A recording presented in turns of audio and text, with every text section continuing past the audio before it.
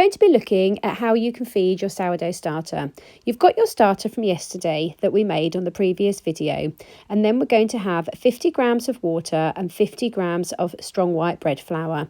And we're also going to have 50 grams of the starter that we started with yesterday. The rest we're going to throw away.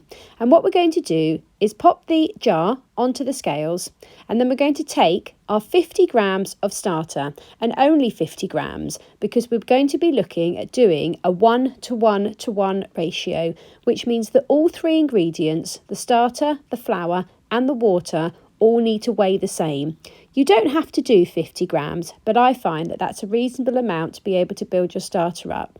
So into the jar goes 50 grams of water, and then we're going to be putting in 50 grams of flour. Each time, zero the scales so that you can keep a really clear tally of what is going into the starter. And then once all three have been added in, we're going to be stirring it up really nicely. So again, it does make a nice thick pancake batter. Once we have our starter nice and stirred together, trying to get out as many lumps as we can, you're not going to be able to get all of them out, but do try nice and hard. We're going to try and find somewhere nice and cosy for your starter to grow.